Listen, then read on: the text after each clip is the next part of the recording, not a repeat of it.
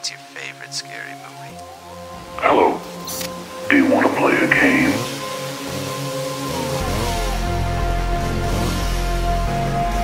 I ate his liver with some fava beans and a nice Chianti. They're coming to get you, Barrera. You know, it's Halloween. I guess everyone's entitled to one good scare, huh? The power of Christ compels you! The power of Christ compels you! The power of Christ compels you! Here's Johnny! I see dead people. Alive! It's alive! It's alive! It's showtime.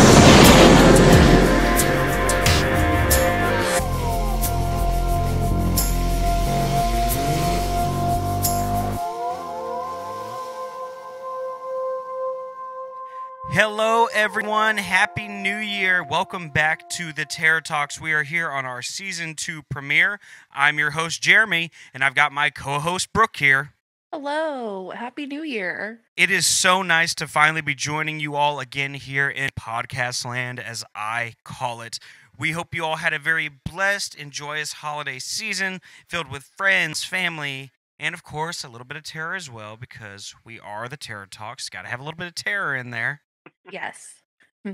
We have certainly missed bringing you all terrifying content each week, and certainly hope that you have missed hearing it as well. But never fear, we are back and better than ever.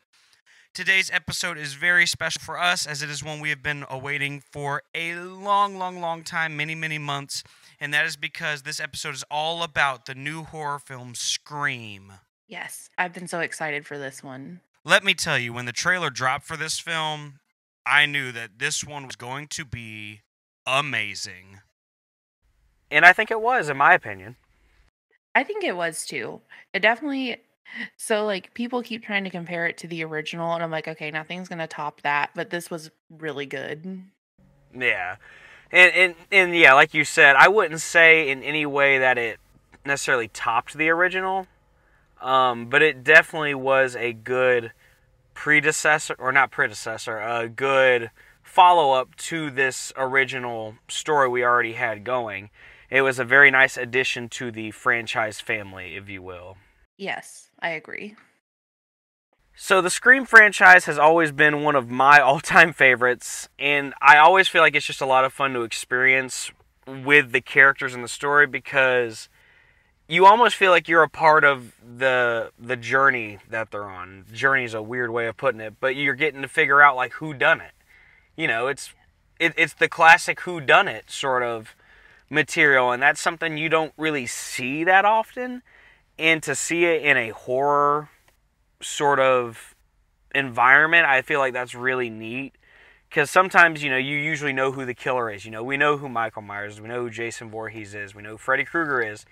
This one, all you have is, it's the Ghostface killer. Yes.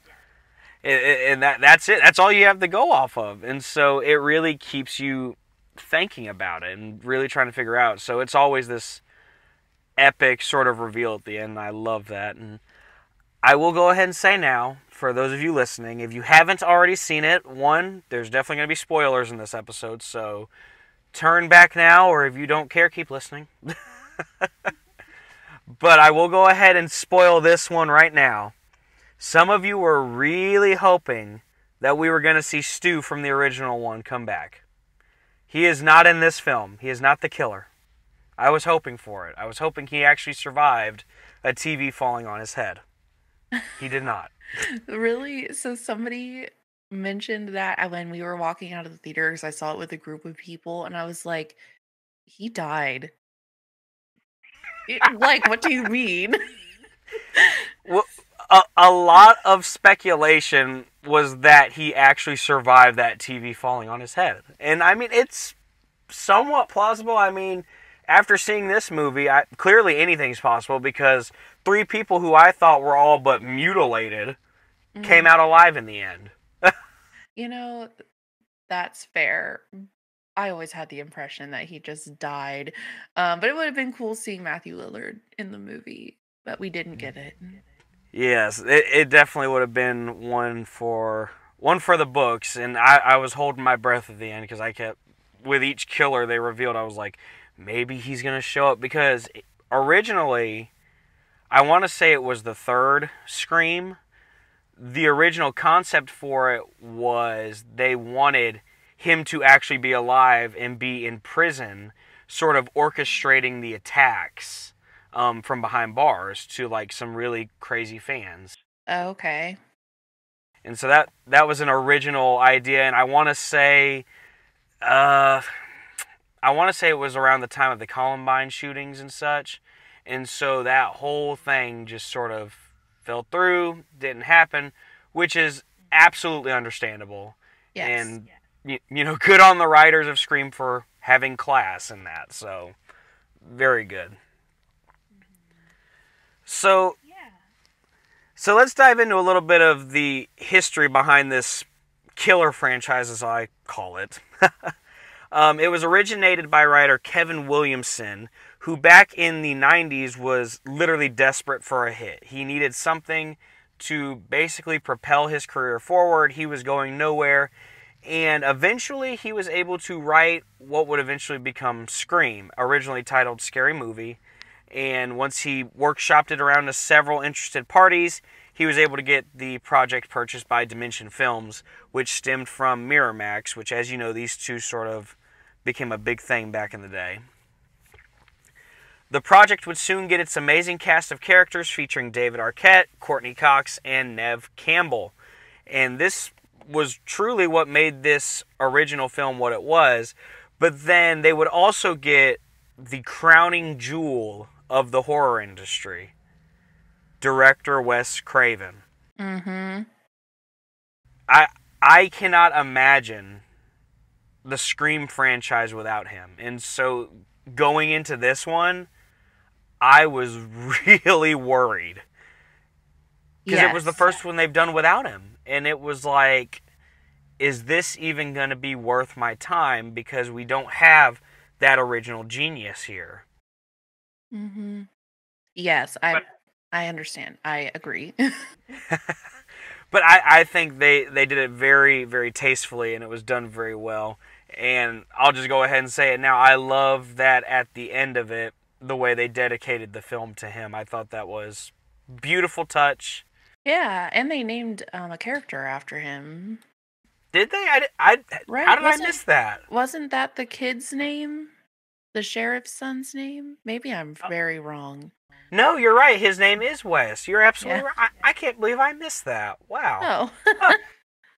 Yeah. This is why you're here, to catch up with my shortcomings. See, I miss these things.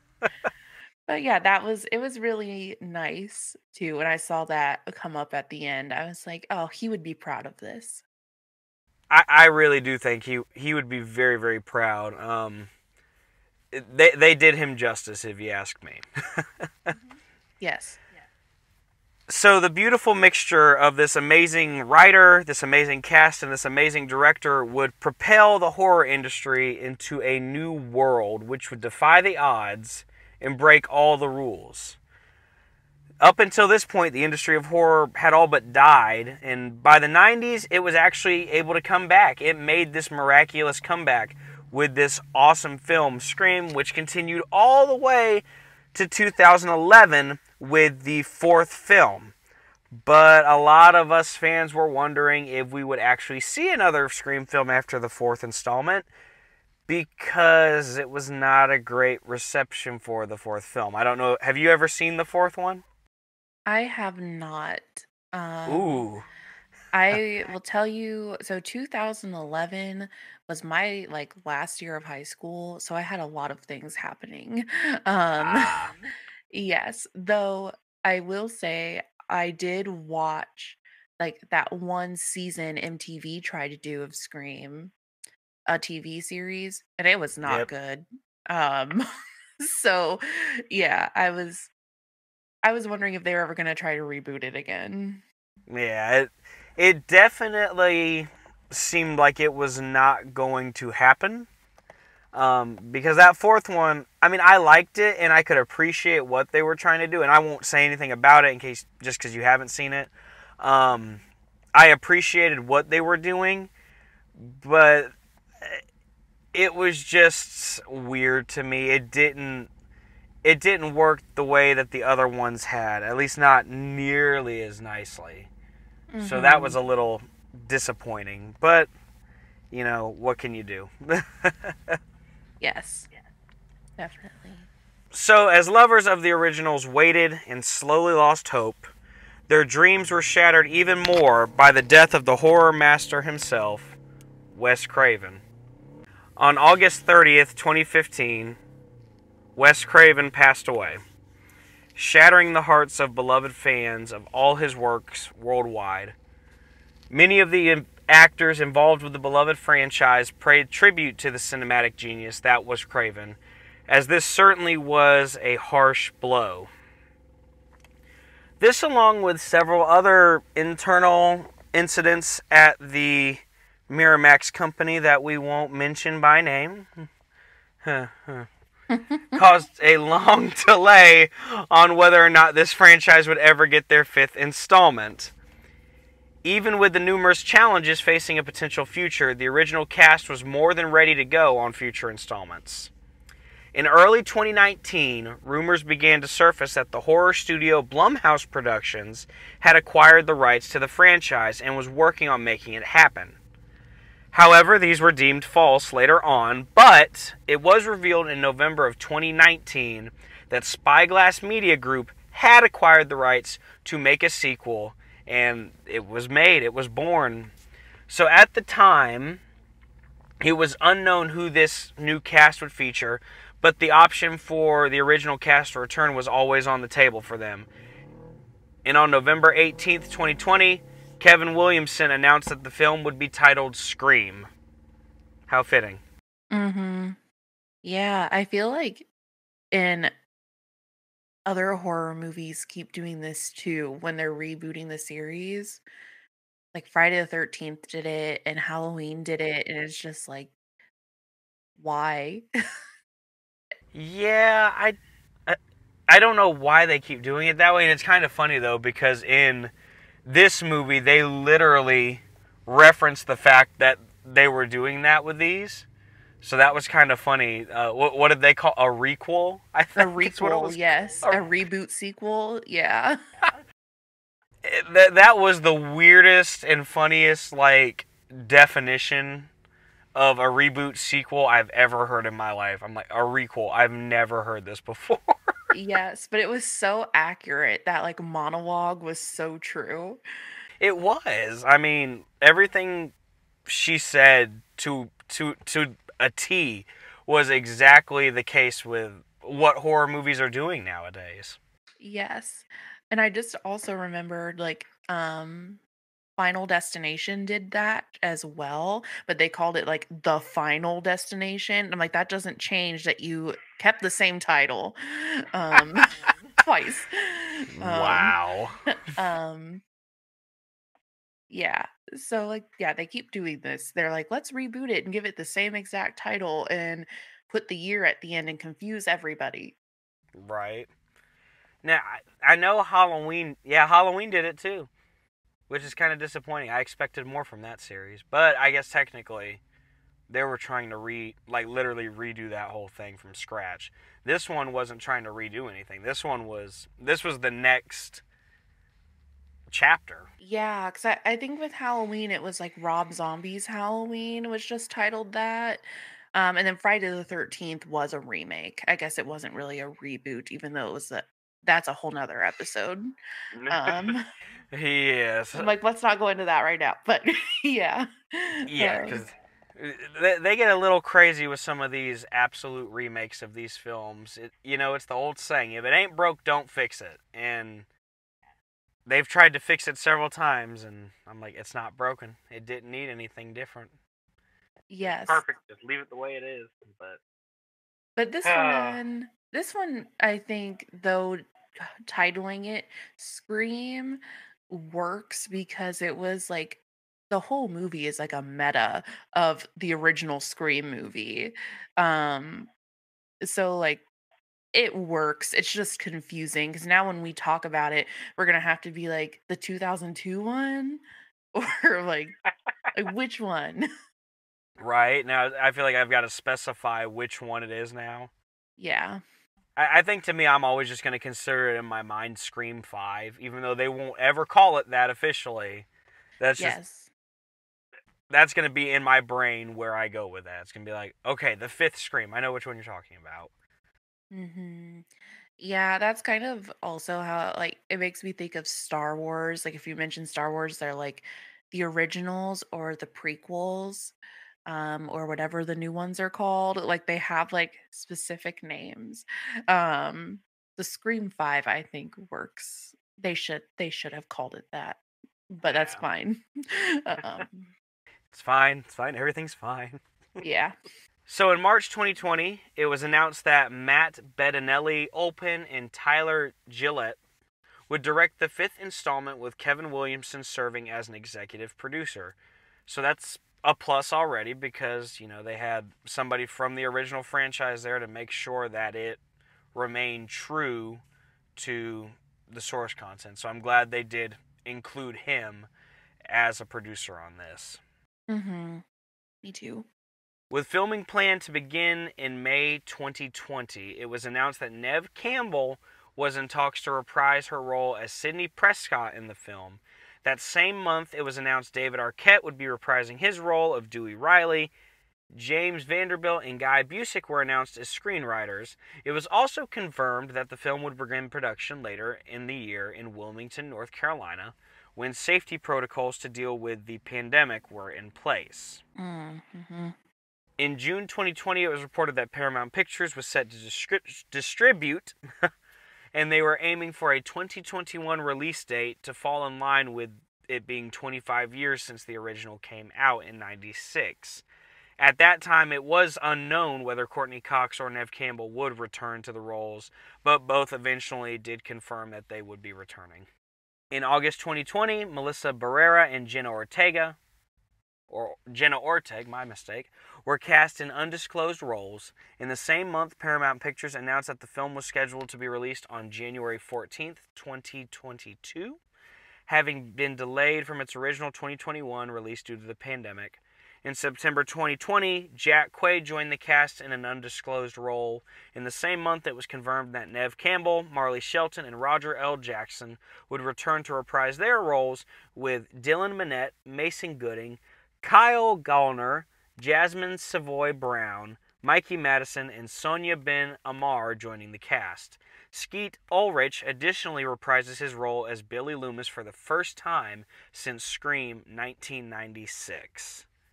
Mm-hmm. That was so... Can I just say, that was so good to see his face, though, in the movie. Like... Yes. That was already just such a nice touch. And I think I remembered hearing about that was going to be a thing, and it flew over my head, so when I saw him, I went, oh my god, that is a thing. That's a thing that happened. Yes. And I was like, how does he look like that? He looks the Right? same. He looks exactly the same. You can sort of see in his face a little bit of aging, but, like, those makeup artists did some seriously good work on him. Yes. As you could tell that Sydney and Gail were older. Yeah. Although Courtney Cox has done her best to not look older. But I was just like, man, Billy looks just like he did in the 90s. Yeah, he was really the only one. I mean, I guess David Arquette sort of still resembled the way he looked, but you could tell that age did not necessarily agree with him. Yeah. But I mean, that's to be expected, I suppose. I mean, it was a long time ago, and I can't wait to talk about him in this film once we get into that. Same. Filming wrapped on November 17th, 2020, with multiple versions of the script existing and multiple scenes having been shot to prevent details of the storyline from being leaked before the announcement period of April 2021. So I think that's really genius that they did that, filming multiple things. And I don't think I've really ever seen that done too often, you know, unless you're really trying to hide things from people. Mm-hmm. Yeah, I haven't heard of it. I mean, I'm sure it happens, but I don't know any trivia where that has happened. I know the last time that there was ever a duplicate script made of something was back with Star Wars, with the fifth one, The Empire Strikes Back, Oh, uh-huh. With the I because am you your got the big father. "I am your father" ending and all that. Um, Yes. they say there was an actual script page that the whole cast had, and it was literally just that one line change that said Obi-Wan killed your father, and then it was a whole thing. Like, the one guy had the one page that said, "No, I am your father," and no one else saw it until the movie released. And Yes. I I remember hearing that trivia for sure. Um, yeah, that's interesting. I'm sure it makes a big reveal even to the cast. yeah, that's that's special when the cast gets to get that same sort of reaction that we get as an audience member, Mm-hmm.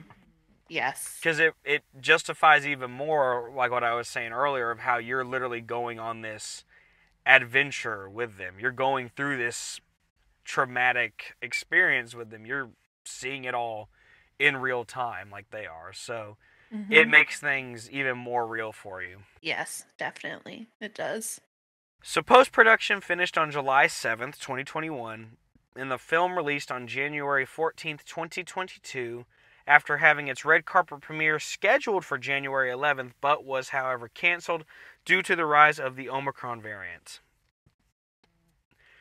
The film is projected to raise $20 million in its opening weekend, which is actually when we're recording this, funny enough, is on the opening weekend. I've never been able to do that before, so that's kind of fun. Oh, yeah, that's exciting. I wish they were still doing like those midnight premieres, though. I would have loved to have been in a midnight premiere of this. I feel like it would have been a lot of fun. Yeah, it would have been amazing. Really, the I have only been to one midnight. No, I think I did a Harry Potter one, but the last one I did was like Disney's remake of Cinderella. And I'm like, that was so long ago. Like, we need to see these midnight premieres again. Well, maybe one day, maybe when things start to slowly go back to a semi-normal, maybe we'll get to see those again. But like I've always said, movie theaters are sort of a dying art to some people. People don't go to them as often as they used to. Yeah, and it's sad. I grew up going to movie theaters. My dad managed movie theaters.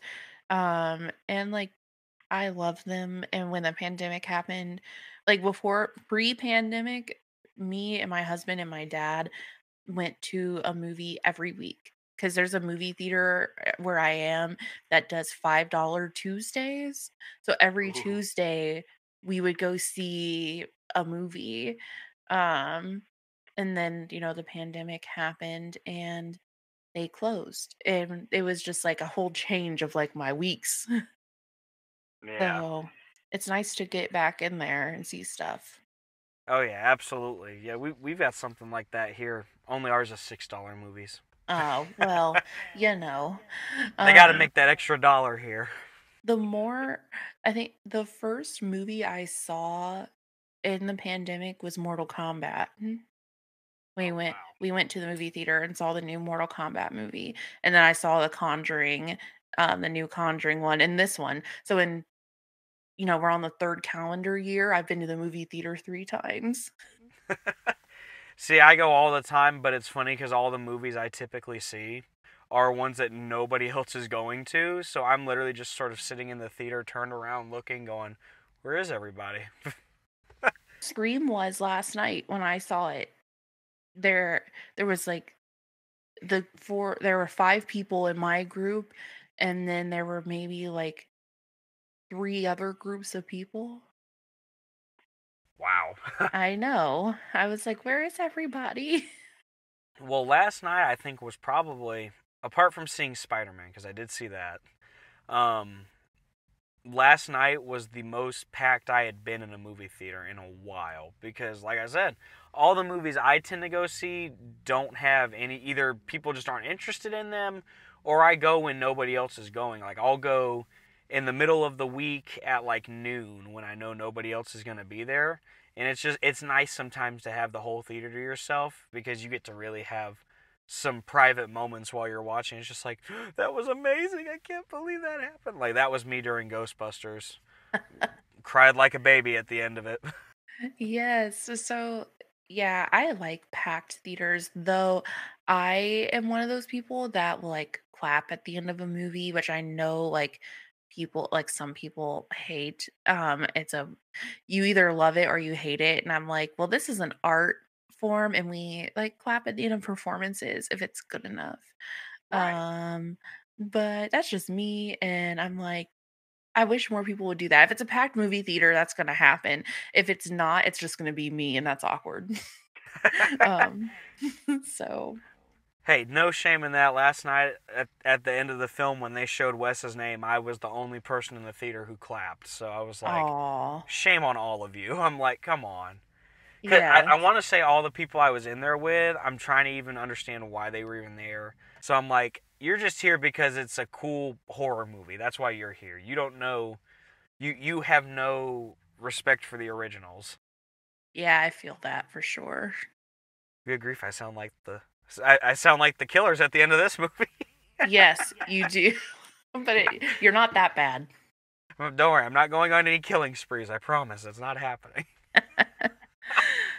Okay, so like I said, it's projected to raise $20 million in its opening weekend, and already at the Thursday night previews, so apparently there were Thursday night previews, it earned $3.5 million already, which is $1 million more than what Scream 4 earned at its midnight previews, back when midnight previews were a thing. Fun. Maybe this is why they didn't title it Scream 5. Maybe, actually. Nobody would go. Yeah, that's a good point, actually. But yeah, it's gonna hit the 20 mil. Oh, yeah, definitely. Just for the name alone and the fact that people know who is in it, knowing that it's got those original characters, but then it's also got people like Jenna Ortega, who in my opinion, she is a fabulous young actress. I think she is she has done really well in all the films I've seen her in, and so it was really cool to see her as almost like not the main lead, but one of the leads, and basically have her sort of carry the torch in a way. Is she the one that played Tara? Yep. Mm-hmm. Okay, yes. So she was in the second season of You, the Netflix series. As soon as I saw her, I was like, "Oh yeah, I know her as an actress. She's really good." She's an amazing young actress, and it's great to see these young actresses and actors as well, starting to get these bigger roles where they can really start to carry franchises and stuff. It's really awesome to see these young stars starting to just blossom into, adult stars eventually. Like all the kids that were in Stranger Things, and then the kids in the It remake. All of them are great. It's impressive. It really is, and you can tell they've got the chops, and they're going to be in this field. I hope for a very long time. I hope they don't go the same way that, people like the E.T. star did, where he was only in a couple things after that. Yeah. Such a shame. I'm glad I finally saw him again in Hill House, though. So that was Yes, and the kid actors in Hill House also great. Yes. So just finishing up a little bit here, many of the critics have already given the film pretty positive praises for it. Many have said it's a worthy addition to the franchise.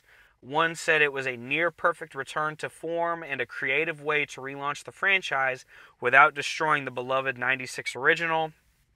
And some have said that it lands somewhere between the new Halloween movie and the Halloween Kills movie. So somewhere between the Halloween reboot and Halloween Kills, it falls between them. Because there was a lot of mixed reviews about Halloween Kills versus Halloween, which is kind of interesting. Halloween Kills, that's the one where Jamie Lee comes back for that one, right? And it's the one at her she's in house. both of them. Oh. The reboot was where she was at her house, and spoiler alert, Michael Myers doesn't die, but they thought he died. And it's like her house is like post-apocalyptic like setup. Like she has all this stuff set up in case he ever comes back. Right? Am I thinking of the right one? Yep, that's the reboot. Yes. Okay.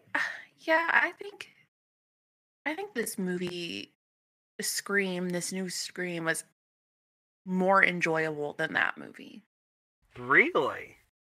Yes. Though I love horror comedy. Like I love all horror movies. But horror comedy is like the sweet spot. And the Scream movies are already parodies in themselves, and I love it. So maybe that's why it's more enjoyable for me. I'm a little biased. No, that makes sense. They really are parodies of themselves, and I love the whole as they're going on through the storyline of it, they literally are poking fun at themselves for what they've done. And they create this mysterious stab franchise, as they call it, which is literally just Scream in the movie. That's the best part. It cracks me up, and especially, and we'll get into it when we start talking about the plot, just how many times they referenced it in this movie. And I'm just like, y'all, it's real life. To you, these stab movies are based on real events. Yes. And you're treating it like it's a work of fiction. Like, come on. Yes. So it's a good laugh, but at the same time, it's a good laugh, and it's also just fun to experience with them. And you want to, you want to yell at them, get out, what are you doing, run, all the things you yell at a horror movie. You want to yell at them because they're breaking their own rules at times too. Yes, they do, and that's the best part. That's one of the best parts. I know, it's like, you made up these rules. How are you going to break your own rules? So that's kind of funny. Yes. So as I said, overall reception has been very positive, and no doubt this film will continue entertaining viewers for some time. So we are going to take a short break, and then we're going to jump into the plot of the movie and just share our thoughts going through it. So, like I said, spoilers lie ahead. So if you don't want to hear them, turn back. If you don't care, we'll see you after the break. Hey there, Terror Talk fans. Are you looking for a new way to let your voice be heard? If so, check out our friends at Anchor. Anchor is a one-stop shop for creating your very own podcast. They offer editing tools to create your podcast, which include your audio, listener audio, unique transitions, and custom advertisements. In addition, they'll also help you distribute your podcast to other listener sources, such as Spotify, Apple Podcasts, and many others. With this unique app, you also have the chance to get paid for your podcast by simply placing ads for various sponsors in your videos. Best part of it all? It is 100% free. Anchor does all the work for you and makes podcasting as simple as turning on a light. Download the free Anchor app or go to anchor.fm to get started. That's ANCHOR.FM. Whether you're new to podcasting, doing it as a hobby, or hosting a professional show, Anchor is the place for you.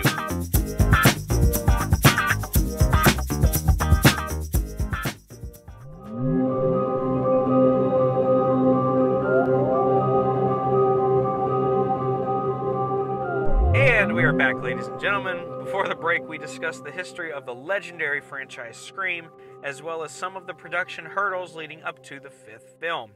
Now we're just going to dive right into the plot of the film and discuss some of our thoughts going through it. So the film starts off 25 years after Billy Loomis and Stu Macher terrorized the town of Woodsboro. High schooler Tara Carpenter is home alone and texting her friend Amber Freeman. The landline rings and Tara answers only to be confronted by a sadistic caller who forces her to answer horror trivia by threatening Amber's life. When she gets a question wrong, Ghostface breaks into the house and attacks Tara, breaking her leg and stabbing her multiple times.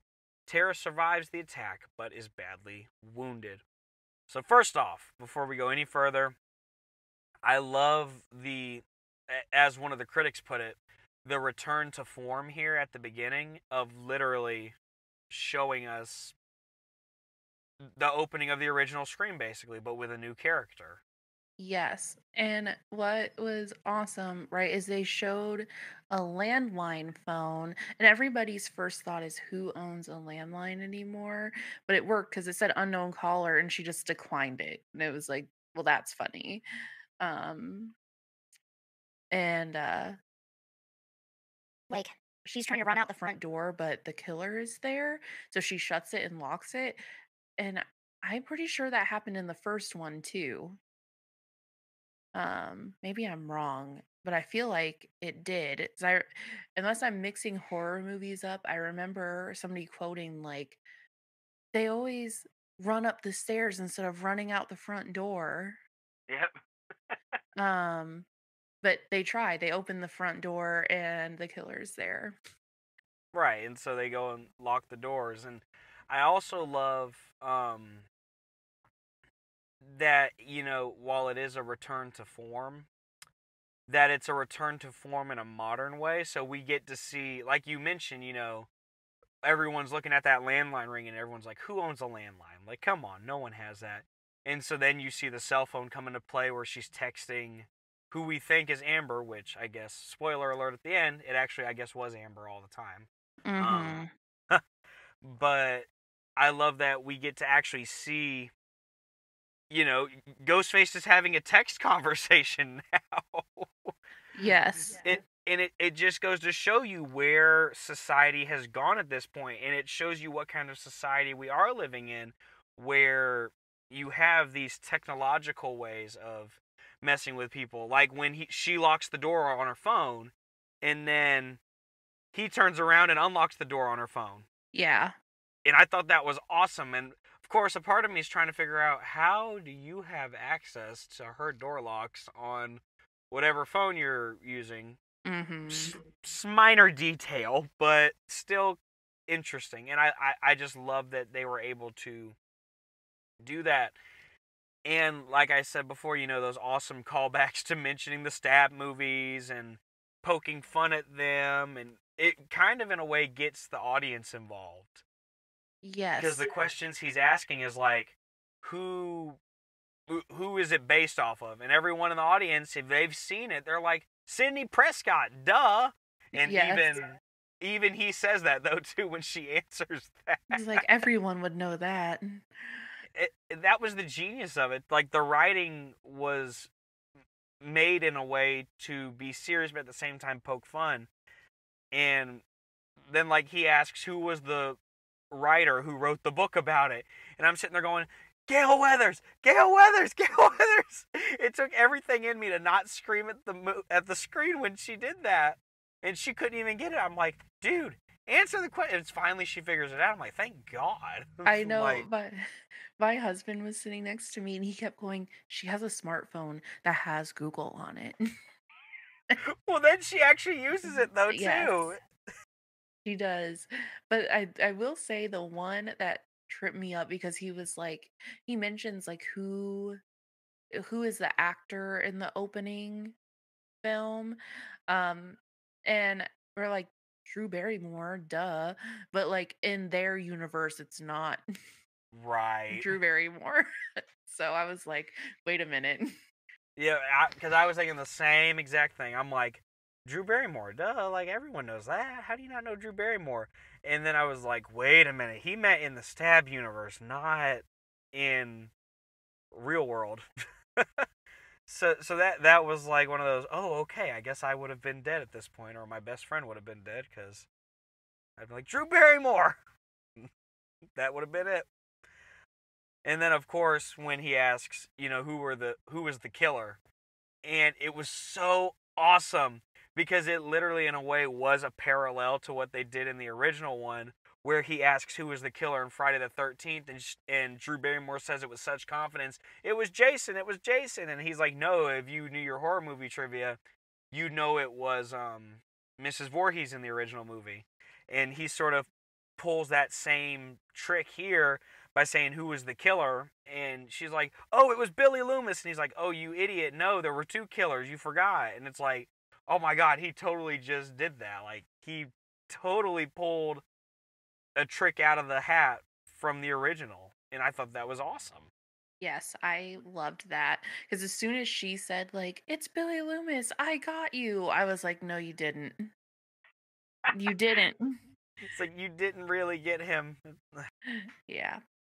but that was a really cool way to do that, and it really did in a way. I feel like these new not reboots, but I guess we got to call it a requel now. These requels, do a really good job of paying homage to the originals, and I feel like that one, just that moment alone, did a really good job with that, and I love their little conversation about horror films and just how deep she gets with it when he asks her, "What's your favorite scary movie?" And you're expecting, from the original, you're expecting, oh, Friday the 13th or Halloween. You're thinking one of that, and she comes out and goes, "The Babadook," and I'm like, where did that come from?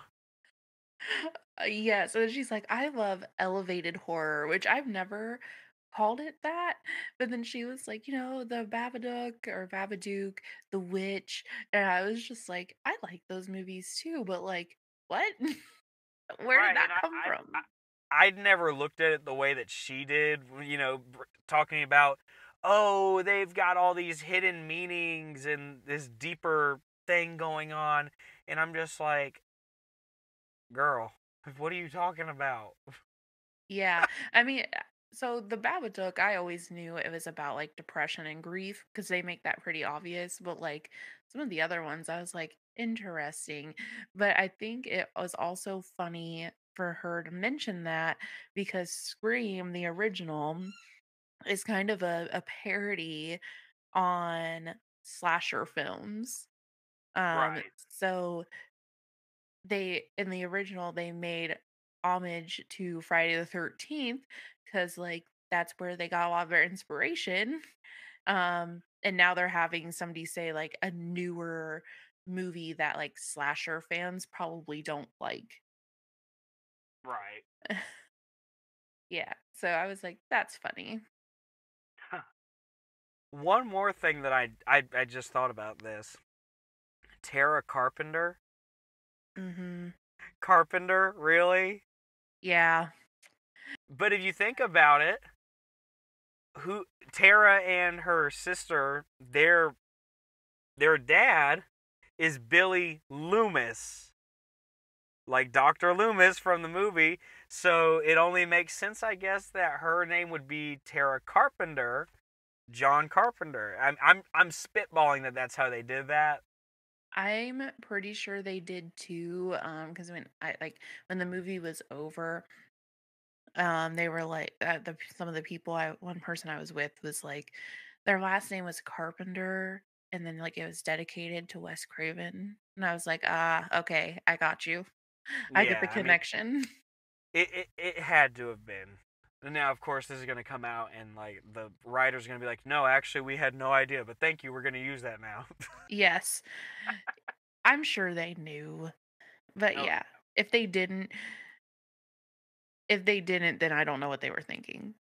but I'd say it was just a really weird coincidence then. Or they don't want to like pay somebody money, so they're gonna Maybe. deny it. Yeah, it's just like, no, we didn't do that. No, of course not. You're crazy. Why would we do such a thing? Yes. Huh. Um, So Tara's friend and classmate Wes Hicks informs her older sister Sam Carpenter about the attack. Sam returns to Woodsboro with her boyfriend Richie to visit Tara at the hospital, offering to stay until she recovers. Meanwhile, Wes's mother, Sheriff Judy Hicks, gathers the rest of their friend group, Amber, twin siblings Chad and Mindy Meeks Martin, and Liv McKenzie for questioning. Richie, who is unaware of the Stab franchise or its connection to Woodsboro, spends the majority of the hospital visit with Sam catching up on the franchise to inform himself of the rules the killer may follow. After an encounter with Ghostface, Sam, who struggles with hallucinations of Billy Loomis, discloses to Tara that he is her biological father, the reason why she left town and became estranged from her. Meanwhile, Liv's summer fling, Vince Schneider, is murdered by Ghostface outside of a bar. Sam and Richie visit a reclusive Dewey Riley, who has been in a bad place ever since his divorce with Gail. The two ask for help in stopping the killer, but he declines and throws them out.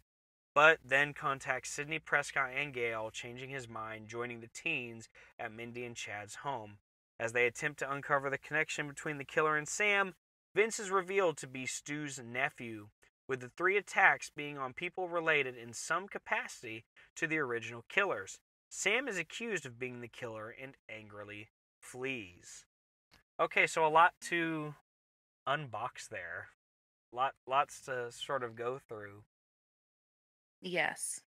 Because during this time is when they had the monologue about it being a requel. Yes. And the rules to a requel movie.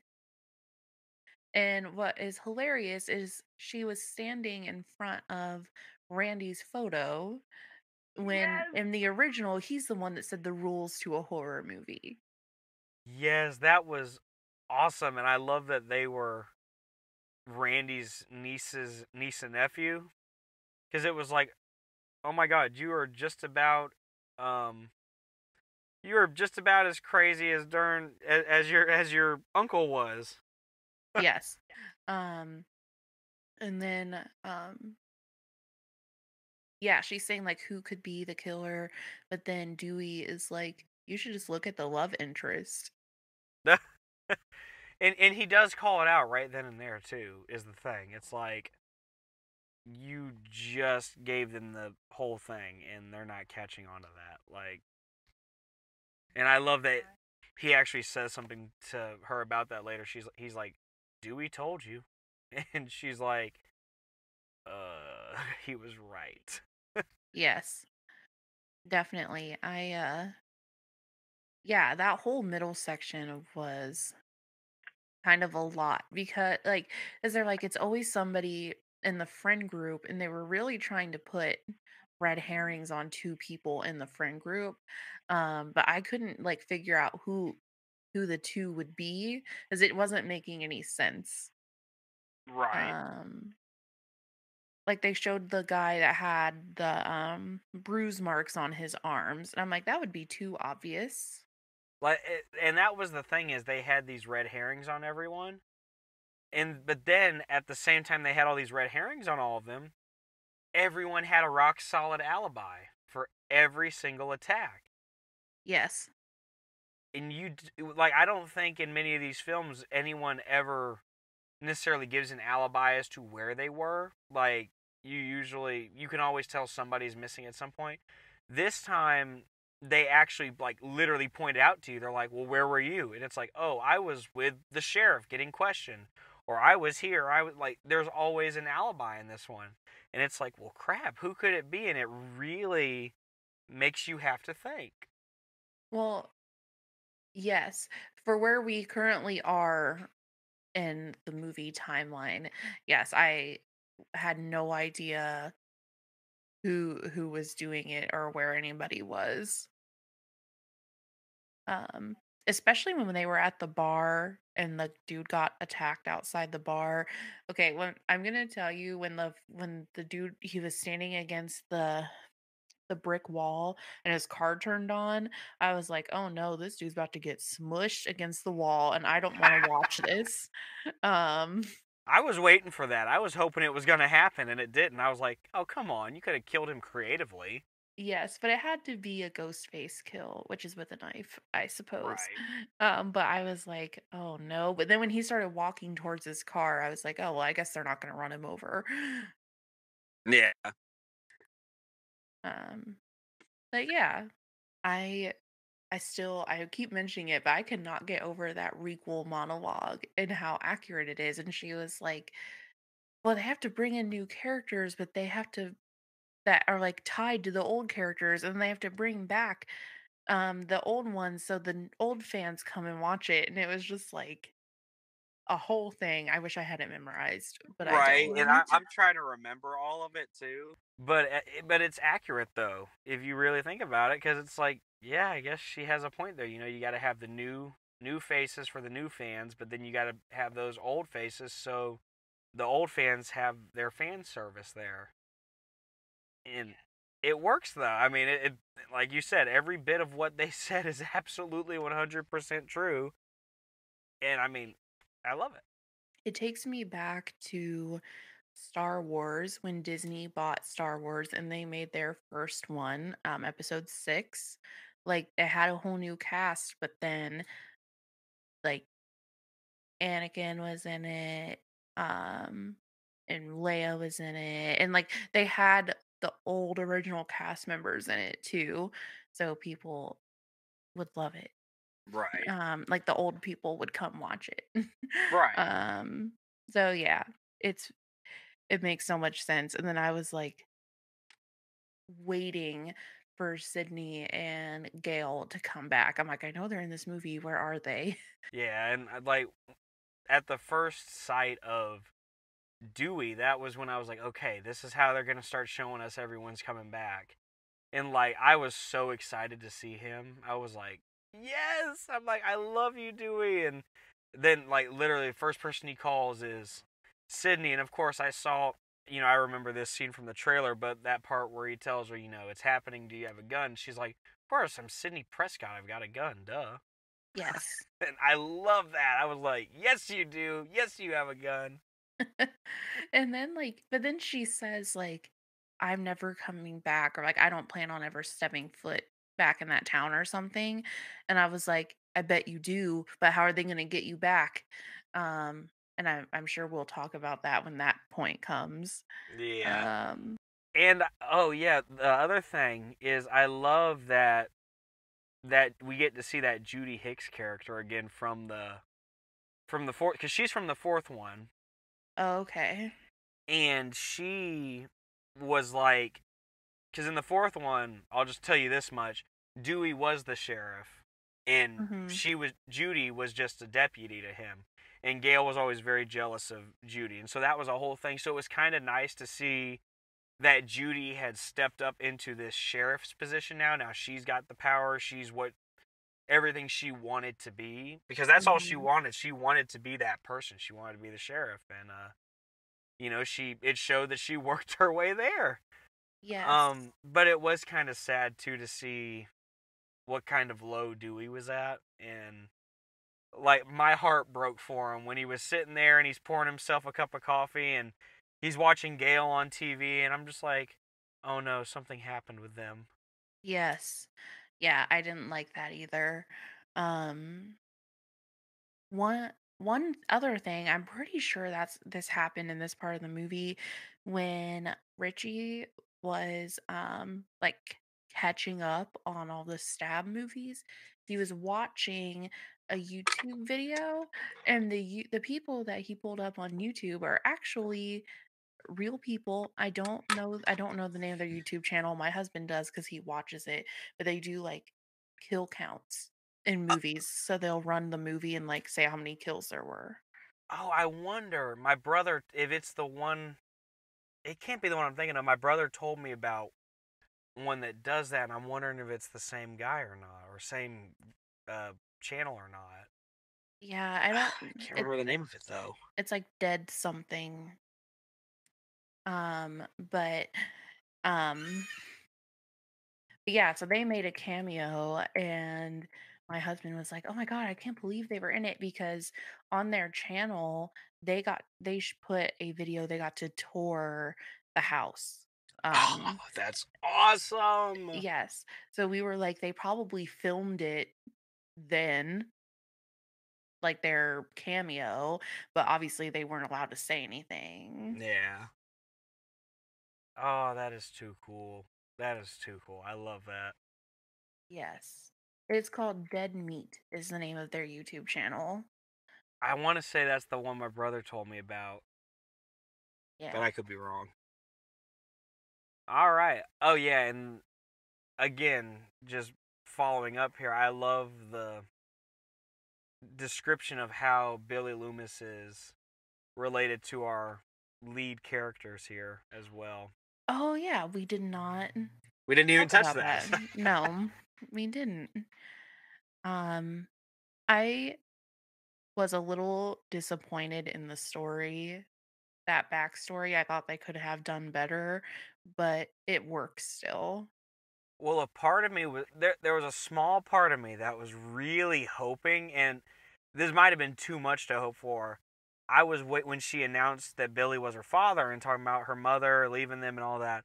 I thought that her mother was going to be Sydney, and like she had her shortly after the events of Scream happened, and like Mhm. she just did away with her. Like I was really waiting for that sort of mother leaves child story, and I was kind of hoping for that. I thought that would have created a real depth to the characters, but at the same time, I feel like people probably would have predicted that one. Yeah. Um yeah, I guess we haven't really said to unpack it. She like finds her mom's diary saying that she got pregnant at the end of high school and her boyfriend wasn't her baby daddy, basically. Yeah. Um, and the dad never knew, so that's why he left. Um, and like, I'm just thinking, like, in the original Scream movie, him and Sydney were dating. So, like, when did this happen? Right. Like, they never, I guess they never show him on camera getting another girlfriend. True. But like as far as I could tell, in the first one anyways, Billy and Sydney were pretty exclusive, like for what it appeared like they had been together for a long time, but Yes. So it would have had to happen, like, during all the killings. either that or maybe it was like, before maybe she was older than him or something. I don't know, maybe. Yeah, I would like more context into this. Who's their mom? She never showed up. Um, I still think maybe it could be Sydney. Maybe Sydney was actually her mom and the one who left was like a stepmom or something. oh, Is it too much to ask? I just want Sydney to be their mom. Like, come on. that that would be awesome, but I don't think so. No, probably not. It is too much to ask, I guess. We were when the movie was over, my husband was saying he was hoping that somebody would have been like Stu's kid, and I was like, he died, like, what are you talking about? And he was like, well, he could have gotten somebody pregnant in high school just like his friend did. And I was like, no, that didn't happen. He died. About to say, Like, did anybody meet Stu though? Like, let's be real here. no. Like, and the only person he dated, well, according to the first one, only person Stu dated was Tatum, and Tatum died. Yeah, trying to climb through a freaking cat door. I made a TikTok video about that during Halloween. I tried to make a series about like stupid kills in movies or like bizarre kills. And I did one on her trying to fit through like a dog or cat door in the garage. Um, and how a garage door could not hold the weight of a human going up. Um, so it's just like that kill was interesting. Well, I want to say it when they did the parody scary movies. I want to say, if I remember, it's been so long since I've seen them, that they parodied that kill where like she tried to climb in it, and the whole door just like falls instead of going up. So I think even they knew it was a little far fetched to think she could fit through a cat door. I guess that was her only option, but with it being the scary movie it focused like when I was looking up like research on the kill, it was like her boobs get stuck. I'm just like, of course they do, because it's it's a scary movie in the 90s. Oh, jeez. Like, we're just running out of ideas at this point. Like, they're Yes, getting towards the end. They needed, some way to kill her. yes. But yeah. So, moving on from that. Meanwhile, Ghostface murders Judy and Wes as Sam and Dewey arrive on the scene, the latter reuniting with Gail in the process. Sam and Dewey rush to the hospital when they realize that Tara is in danger. At the hospital, Tara and Richie are attacked by Ghostface, who is apparently killed by an arriving Dewey. Sam, Tara, and Richie escape, but Dewey stays in an attempt to ensure Ghostface is dead and is himself killed. I'm going to stop right there to mourn. Yes, and that is pretty much Act 2. Yeah, oh. Yeah, that was hard. That was one. I don't get emotional at horror movies because I don't get attached to characters because I know they're all going to die. Mm-hmm. I shed a tear when he died.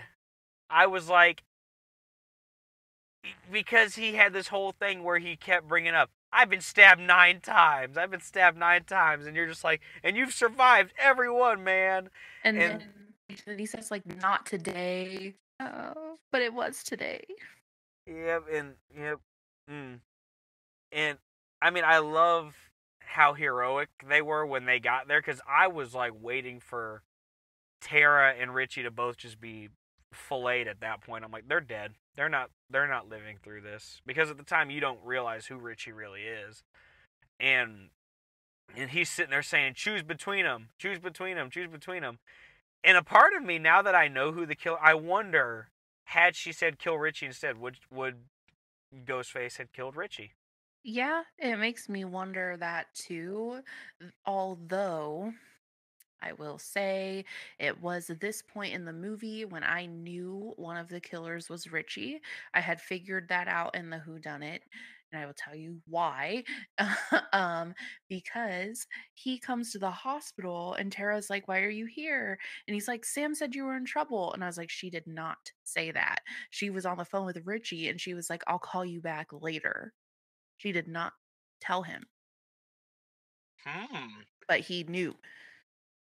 I did not put that together. That makes sense. Yes, though I was confused on who the other one was. From then on, the rest of the movie, I was like, okay, he's one of them. Because how else would he have gotten there? Yeah, that And makes sense.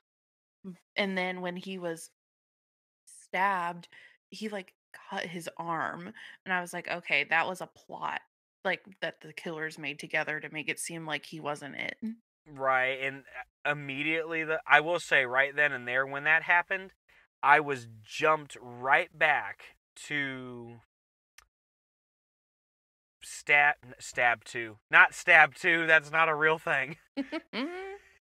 I was jumped back to Scream 2 when Sydney was dating this guy in that one, and he rushes into the house, one of the houses, to save Sydney, and he gets cut in the arm. And Randy says, couldn't it be him? I mean, conveniently, this knife missed every major artery and vein, and it missed anything that would have killed him. Mm-hmm. And Dewey and Randy were both like, oh my God, it could be him, actually. And so when that happened to Richie, I went, wait a minute. But then I'm like, nah. Everything else made sense up to that point. Like, I couldn't, like I said, everyone had rock solid alibis with everything. So I was trying to figure out how in the world could it be him? And I was disappointed in the movie at this part when Sam never asked him why he showed up at the hospital. I was waiting for it. And she never did. And if they would have made her do it, she would have figured it out. Maybe that's why they didn't put that in the script. Yeah.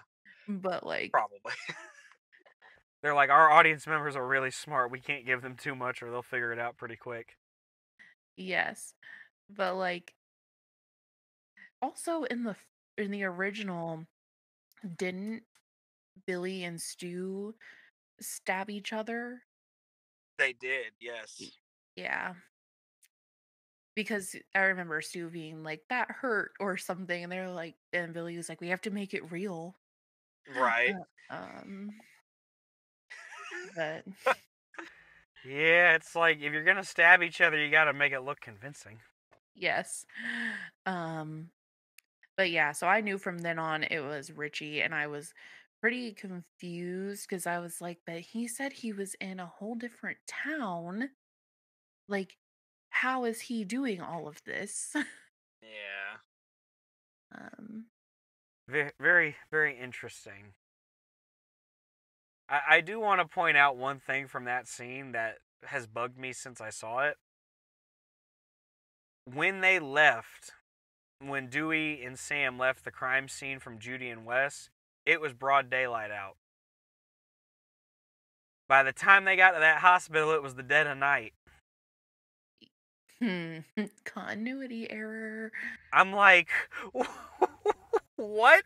I'm like, is the hospital in another city? Like, another state at that? Like, Yeah, that was really, it was kind of far away. yeah, it's like, she would have been dead at that point. There's no saving her. She's a lost cause. Just let her go. Like, honestly. Yeah. Yeah. But yeah. And also, I do just want to point out the way Dewey died was a cool kill scene, even though it happened to him.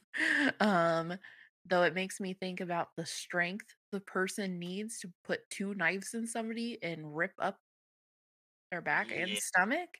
And then when we find out who that was, I'm like, there's no way. Yeah. Yeah, that makes sense. But, I mean, know. Dewey's a big guy. Yes. Like, picking him up's not going to be easy. You could tell, though, I think they really wanted to go big with him, though, so I think they probably threw out any sense of realism for that kill, because it was like, if you're going to kill a main character, you've got to do it big. Yes.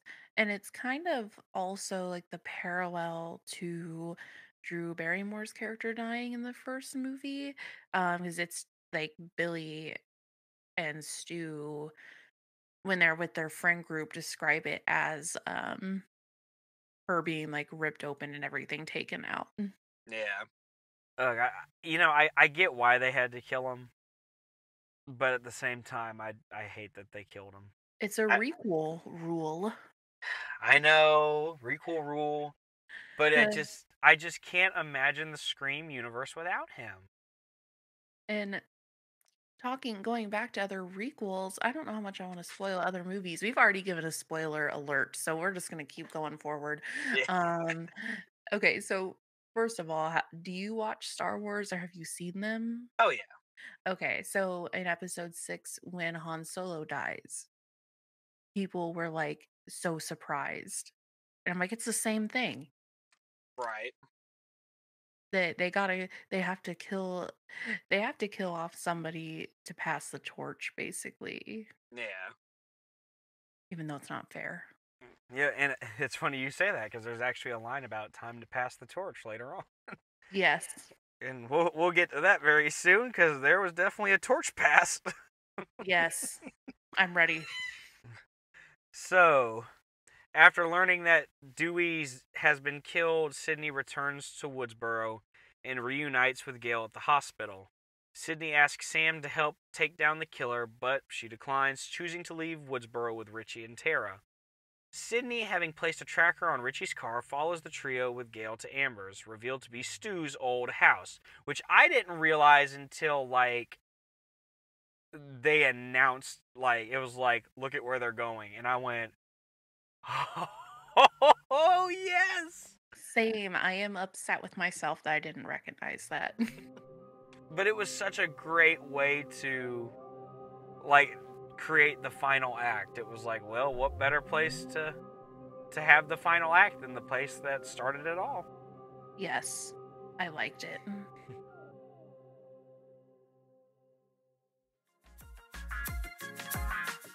Are you looking for more content to listen to? Check out our friends at the New Age Philosophers podcast, featuring our very own co-host, Brooke. Join them as they discuss topics ranging from philosophy, cryptids, conspiracies, and so much more. No topic is off the table. Just remember to keep an open mind, keep discussing, and don't stop thinking. If you're looking for other interesting content, be sure to give our friends at Gather by the Ghostlight a visit. A theatrical experience podcast. Join them as they gather and read stories from a variety of genres around the Ghostlight, your personal campfire. No matter what you are looking for, both are sure to provide you a fun, informative, and entertaining experience. Check them out today and let them know the Terror Talks sent you.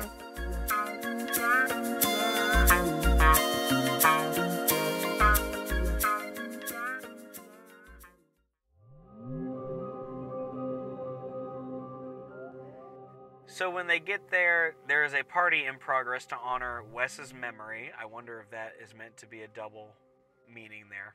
I thought so too. As soon as the ending popped up and it said like for Wes, and I was like, oh, and they named the kid Wes, and then they're having a party, like a memorial for Wes. I was like, yeah, it makes sense. Definitely. At this party, Liv attempts to have sex with Chad, but he declines because he thinks she's the killer and makes his way outside, where he is killed by Ghostface, or seemingly killed by Ghostface, I should say. Mindy is also attacked, but Sam intervenes and manages to fend off Ghostface.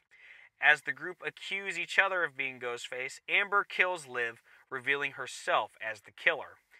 The rest of the group flees and hides, with Sam no longer trusting Richie, as he points out the historic pattern of there being two killers and runs to find her sister bound and gagged in a closet. When Gale and Sydney arrive, Amber feigns injury and shoots Gale before running back inside. Sydney runs after her and confronts Ghostface, who attacks Richie before throwing himself and Sydney over the railing and onto the ground floor. Sam is surprised to see Richie alive, but he reveals himself as Tara's attacker and Amber's accomplice, stabbing her. So, like I said, this was it was one of those twists I saw coming but didn't see coming, because it's like we always knew there was going to be two killers. That's just a given. And a part of me, I think, always believed Amber was one of the killers, because she just did not present herself very well throughout this film. Like she was almost, and it's funny because somebody else earlier in the film sort of says the whole "if I can't have her, no one can" sort of thing, and that's the way I kind of viewed Amber, was like she wants to be there for Tara because her sister left town or something like that. Yes. And so that's where my mind went, was Amber's like, if I can't have Tara, no one can. And that's where my mind went with that. Yes, I definitely thought that as well. And once we figure out it was her, I was able to like piece some things together. And that is just, so when they're in the hospital the first time and Sam is attacked by Ghostface, and then we get to the hospital room and Amber is there, and they were like, why are you here? And she mentioned like bringing Tara her extra inhaler or something. And they were like, well, where are you? Talking to Richie. And he's like, watching Netflix. And it's like, okay, well, no, Amber was there to attack Sam. Right. But she changed and went back into Tara's room and was like, here's this inhaler we're going to talk about the entire movie. I know, that inhaler became such an important part of that like whole plot. Yes. Like, can you imagine had Tara just happened to have a couple extra inhalers? The whole plot would have been done. Like, yes. There actually would not have been a third act had she, like, what if Sam had carried an extra inhaler with her? It wouldn't have worked. Right. And of course, because Richie pulls out the inhaler, he's like, it was so easy. And I'm just like, are you kidding me? This whole plot was basically dependent on this working out the way that you needed it to. Like, about her having an asthma attack then. I know. And what's funny, though, is he was almost trying to... It was like he was trying to get them to not go to the house, too, though, when she was saying, like, oh, I need my inhaler, and he's just sort of like, well, won't you be fine without it? And it's like, no, she needs that inhaler to live. And he's like, no, we can stop somewhere else. We can stop at a pharmacy and get one. Like, he was, like, trying to deflect it, too, of going there, even though the whole plan was to get them there. Yeah, that was kind of weird. I'm like, so did you really want them to go there in the first place? Or, I don't know, but And then when they get to the party, right, and he kicks out everybody, that was like one of the funniest scenes in the whole movie. Is like I remember in the background, like one of the extras or whatever, I heard them say like, "Someone's dad is kicking us out." I was like, okay. I love that moment too. Like it was a good laugh to like just throw in right in the middle of the tension, and it worked so nicely. Like he just acted like he did act like a dad in that moment, which I thought was just Yes. great. And someone threw their cup on the ground, and he was like, "Thanks for leaving your cup." And honestly, when you think of that, you almost want to go, "How in the world are you the killer? How can you possibly be the killer?" Yes. And then I really like how everyone's accusing each other because you in all the other ones you didn't quite see that as much. You know, obviously if someone came out and was like, "Oh, you've got blood on your hands," like what where have you been? What did you do? You know, obviously everyone's first instinct is, "Oh, you must be the killer." But in this one, it didn't even take blood being on someone's hands to be the killer. It was like, "Oh, what if you're the killer? What if you're the killer?" Like, "Hey, let's go upstairs. Maybe you're the killer." It's like, Mm-hmm. well, geez, it's like, I need to go to the bathroom. You're probably the killer. Yes. Like, they literally were throwing everyone under the bus. And I'm just like, so you really can't trust anybody in this one, can you? Nope. It was funny. And then I think this act here brings probably the most fun part of the whole movie when they did the scene by scene or yeah, scene by scene reenactment of Randy and his niece on the couch. Yes, I love that. And she's like, "Turn around, it's your rules." And then like she does turn around and Ghostface is there. Yep, and like it was like she realized she's like, wait a minute. She's like, I need to turn around right now, and like that was perfect. Yes. It was that was a really good scene to put in. Right. I was confused though because I could have sworn she died, and the fact that she comes back alive in the end was like shocking to me. Yes, because after she's attacked, she is not mentioned at all again. So she wasn't the one who gets shot then. I don't think so. No, Liv's the one who gets shot by Amber. Yes. Because Liv comes in and she's like, maybe you're the killer. Like she's freaking out on everybody, and she's like, no, I'm the killer. Boom, just puts her out of her misery right there. And then I don't remember her name. Randy's niece is just like there sitting in the house like bleeding out while everybody else is like fighting. Right? She's just like in a corner. She's like, I'm fine. It's fine. Y'all keep on going. Yes. Remember me when you leave. Yeah, it's like just make sure you send the paramedics in the living room, pick me up. That's all I ask. Yes. Um so yeah, I kind of thought she died and I thought her brother did too.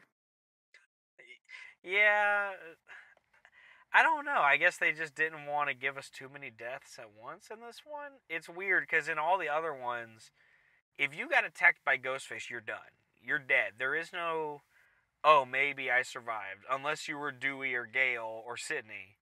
If Yeah. you were attacked, you were dead.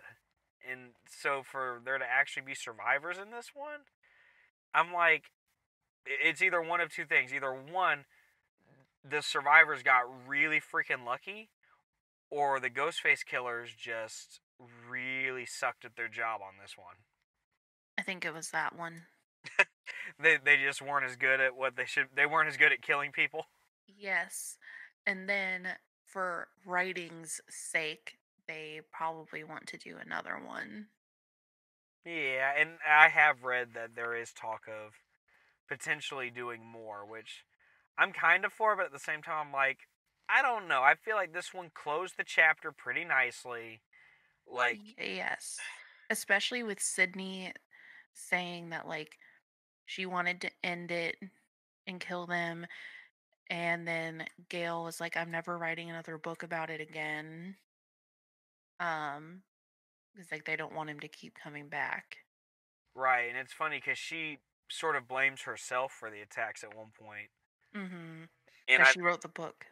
right, and I thought that was sort of an interest. Like, it really showed that this character actually does have some sense of morality.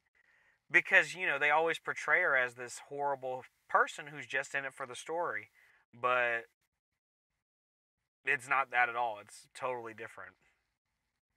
Yes, I was happy about that. Like when she showed up, and then Dewey was like, "You can't resist a good story," and she was like, "Okay, well, my producer wanted me to come, but I'm here for you." I know, it's like that 90% is for you. It's like the other 10% is for the good story. And he's like, "I feel 90% better." That I love, and it's so funny because the two of them are actually divorced in real life. Yes. So to see them on the screen together, literally playing a divorced couple, I was like, a part of me was going, how much of what you're saying comes from actual harbored resentment towards each other?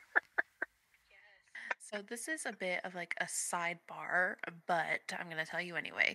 So my mom's stepmom, her sister is Courtney Cox's makeup artist, or was. Maybe she's retired now. I don't know. Wow, But that's she awesome. but she was. So in like, the 2000s ish, my mom had gotten my dad a Christmas gift of the Scream poster signed by Courtney Cox and David Arquette. No way. Yes, and this was before their divorce. I don't know when they divorced, so if we know that year, we'll probably know about when my mom did this for my dad. Yeah. But it was only like because she had that connection. That is too cool. Yes. So when they were on screen, 'cause I knew my husband didn't know this, and I was like, they were married in real life and they are divorced. He didn't know Now, that? I I doubt it. He doesn't like keep up with celebrity stuff. Wow. I'm not even sure why I knew that, but I knew that, like, after the second movie, I was like, wait a minute, they're married, or they were married for a little while. Yeah. So Huh. yeah, my dad has that poster somewhere. That's That super is cool. cool. That is Mhm. really cool. Yes. Hashtag jealous. But yeah. All right, so then we come to this final showdown.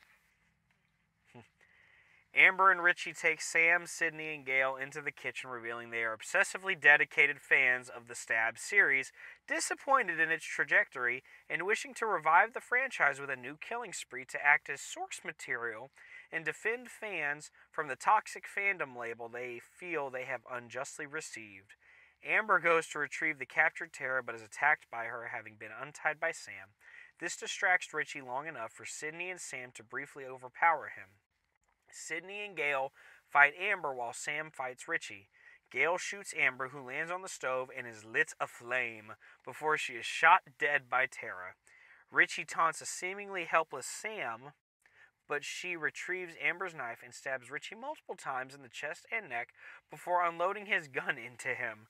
Tara and the Meek twins, who actually survived, are taken to the hospital as Sam thanks Sydney and Gail for their help.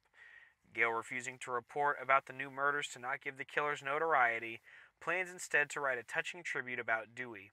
Several media crews descend on the house and start reporting about the murders. So what an interesting sort of final finale. Yes. Really? Okay, so when I was watching this, the first thing I noticed, because we all see her like her as an Amber turn on the stove, and I was like, gas stoves don't work like that, first of all. Um and my husband was like, it's a movie. And I was like, it doesn't work that way. Um Second of all, I thought that Sydney was going to shoot the stove so it would explode. Um because it's gas, but apparently it was already lit. So she fell on it. And caught on fire. And I was like, people don't catch on fire like that. But then I remembered they smashed hand sanitizer on her. And she says that. Amber was like, hand sanitizer, which obviously has alcohol in it, which would catch on fire faster. Oh, I didn't catch that. Yes, but you still wouldn't go up into flames like that. No, I honestly thought the hand sanitizer thing was just like a joke because of the whole COVID thing. I did too. So I thought that was like just a little jab to be like, yeah, we live in COVID times now. Yeah, because my husband was like, who just has a glass bottle of hand sanitizer? And I was like, we live in COVID times. But I do agree with him on the fact that it's a glass bottle of hand sanitizer, though. Yeah, that is weird. It's like a refillable pump thing. Yeah, but it was a really funny like moment when she just smashed it and it's just like hand sanitizer. Like yes, hand sanitizer. Yes, and then she goes up into flames, um, and then dances around a little bit and falls. Yeah, and I'm not really sure how in the world she came back either. That was weird. All I kept thinking about was Dewey said you have to shoot them in the head.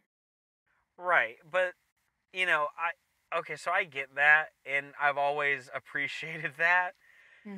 But at the same time, it's like that only counts for supernatural killers. Nobody in these ones are supernatural. Yes. They are all flesh and blood human beings. So it's like when it happened in the first one, you know, I never understood that. And same thing with the second one. And third one, I got it because in the third one, the guy literally wore a bulletproof vest. So. Not Sam.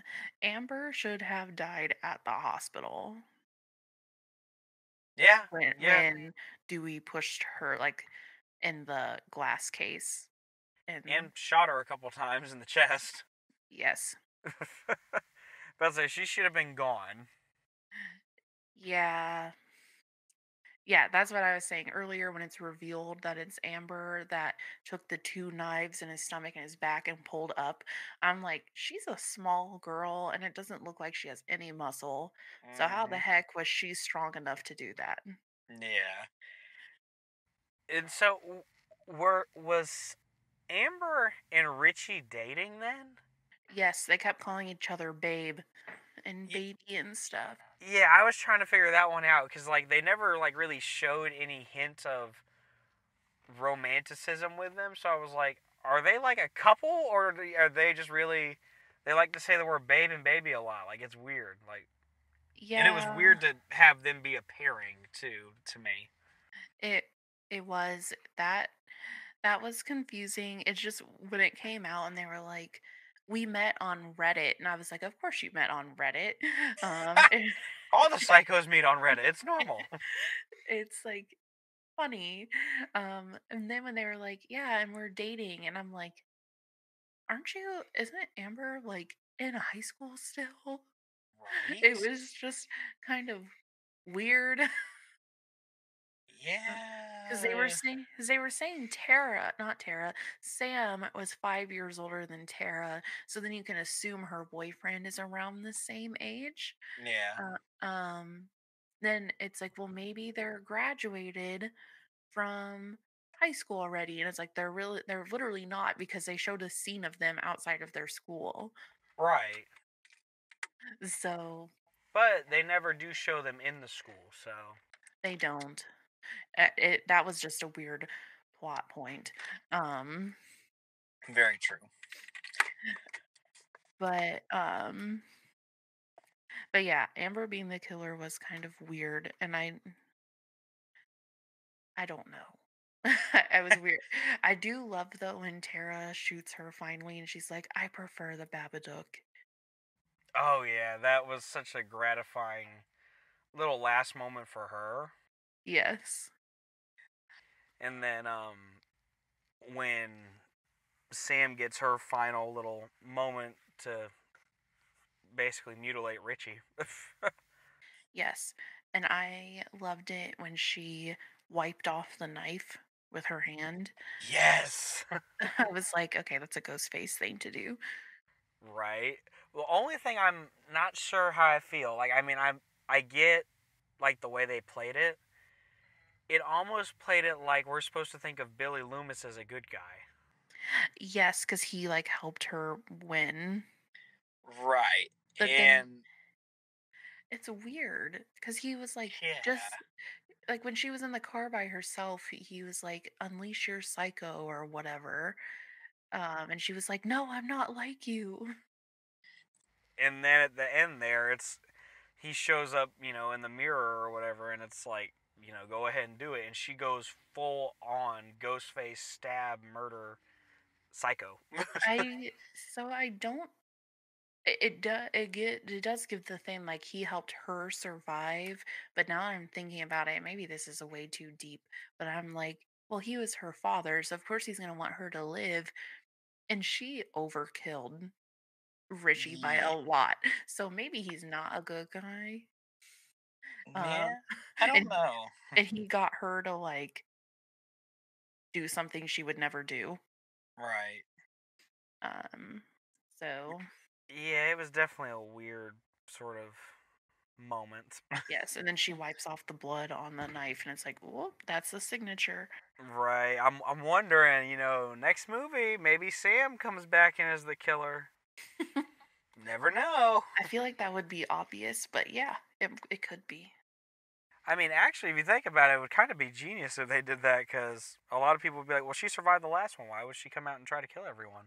Yes, she was like the final girl. I love it that when they were talking about Sydney and she was like, I always come back. And I'm like, yeah, you do because you're the final girl. That's why you come back. Um, and you live. It's part of the rules to a horror movie. The rules, the rules.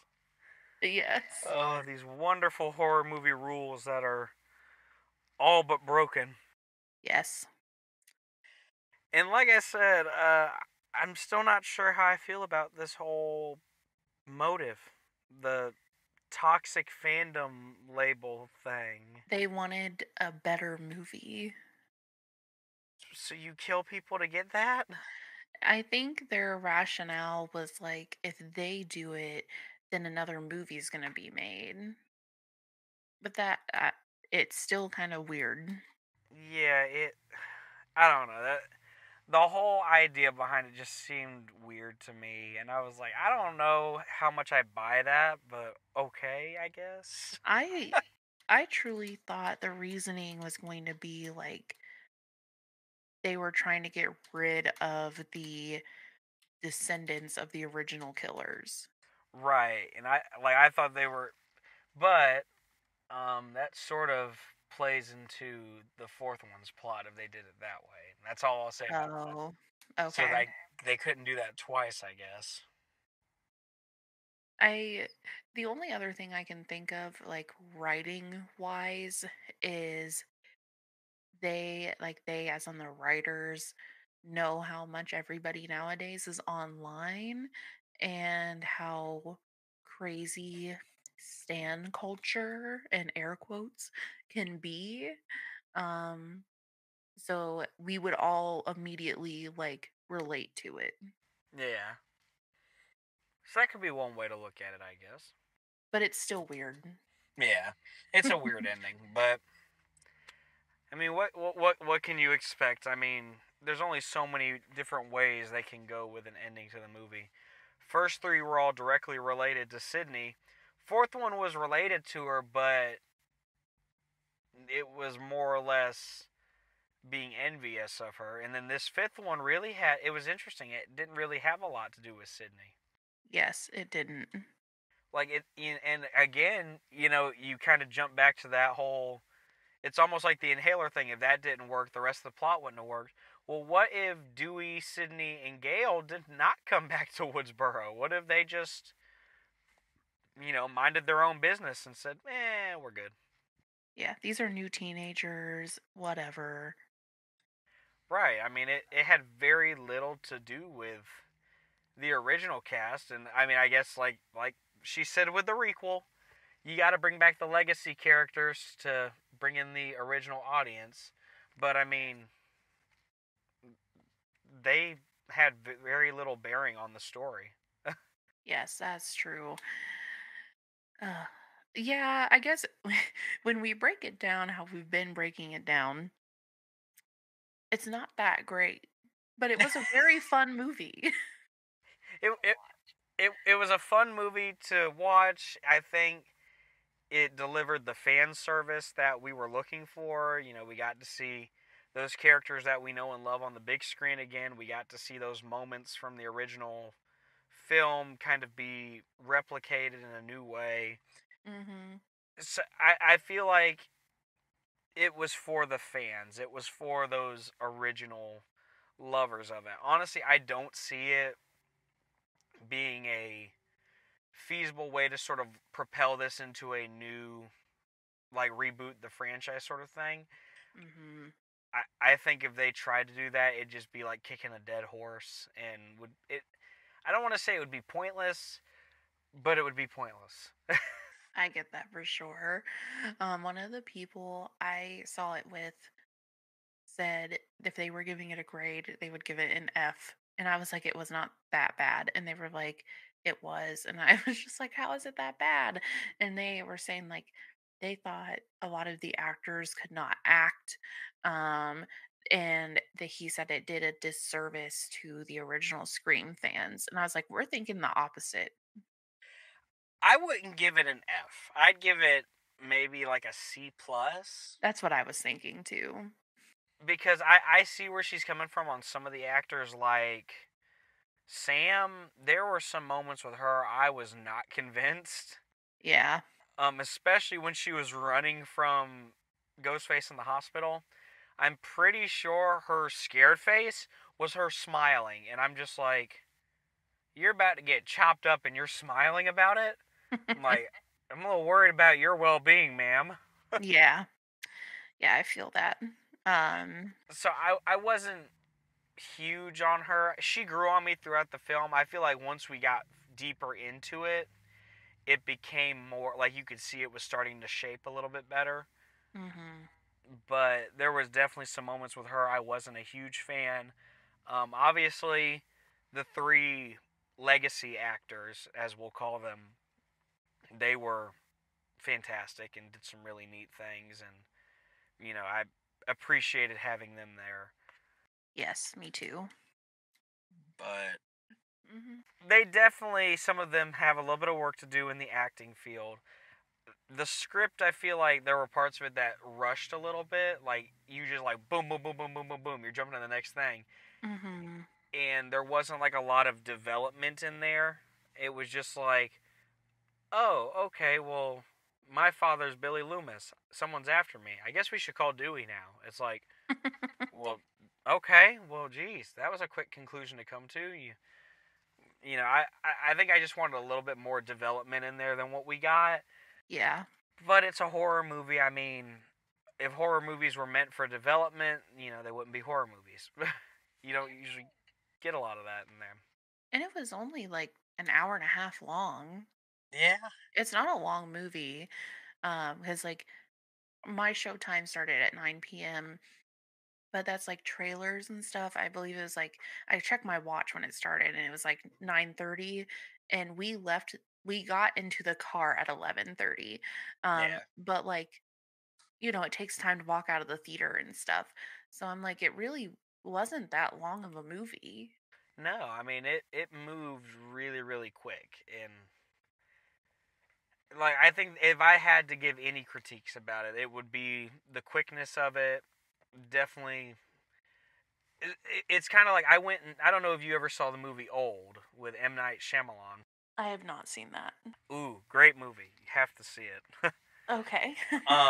One of my critiques with that movie was the writing, because the characters just tended to say the same thing over and over again. Where, Oh. in the case of that movie, it was, we're aging, what do we do? And it was that same thing over and over again. This one, it felt like a lot of the same thing, like, you're the killer. No, you're the killer. Who's the killer here? What were you doing? I was watching Stab. This is what happens in the Stab movies.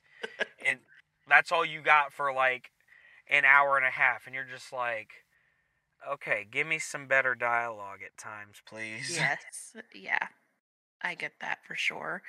They did mention stab a lot. Yes, and I was getting a little irritated with hearing about stab so much, because that was part of the whole thing of the fourth one. Was they literally, the fourth one starts with like 2 or 3 showings of different stab movies, because it like goes into stab 6, 7, or 4, 5, and 6 or something, and even mentions one of the stabs like features time travel or something. Hmm.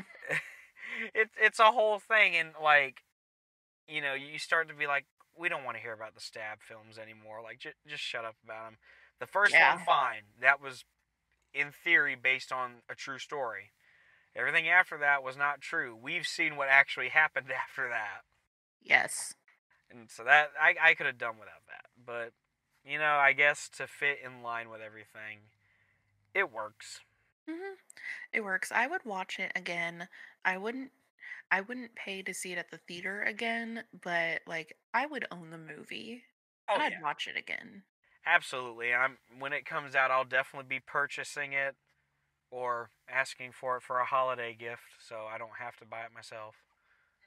Be like, it's my birthday, Scream, question mark? Yes, exactly. But I can't say I'd go watch it again. I might go watch it with somebody else just to like see their reaction, just because I saw it alone. So I think one reason I wouldn't mind rewatching it is now that I know who the killers are to like watch the scenes more carefully to see like what they're doing. right, Um sort of like just sort of watch their behavior to see like, what is this person doing? What is it? And sort of just really psychoanalyze them. yes. Yeah. But it definitely was fun to watch. It definitely was enjoyable. It's a good movie. I think Wes would have been very proud of it. I think so too. Had he been alive, he would have done it better, I'm sure. All right, I'm not sure. I know he would have done it, a million times better because he's Wes Craven. Yes. But I think they did some great service to him and the fans. They gave us what I think we'd all been waiting for. Do I think it's going to lead to, like I said, a new relaunch of the franchise? No, I don't think there's a reason to, honestly. Because, at this point, it's basically just going to be cut, paste, repeat, cut, paste, repeat. And Yes.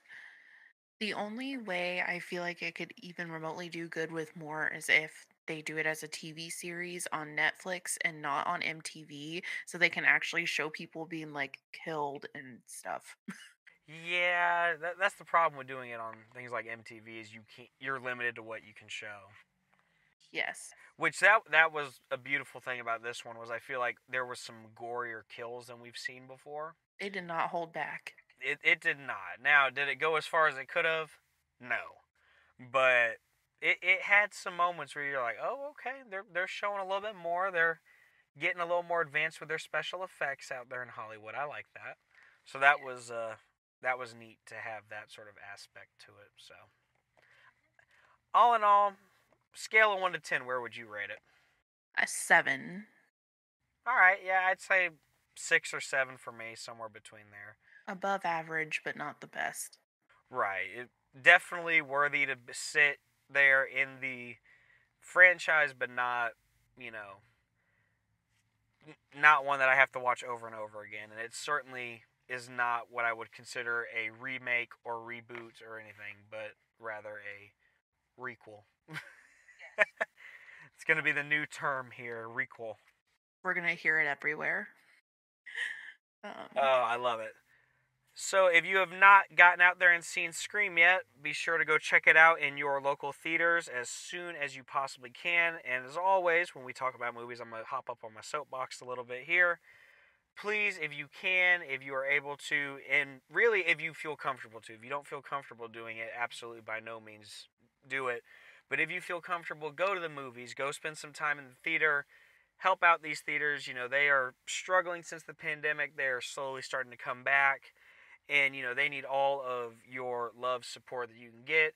Even if you're just going there to watch one movie every once in a while, makes a difference to them, and it keeps them in business. And we care very much about the entertainment industry. We don't want to see it go anywhere. So if you have the chance and you feel comfortable going to it, check out the movie theaters. Go see a local movie. See several local movies if you feel like it.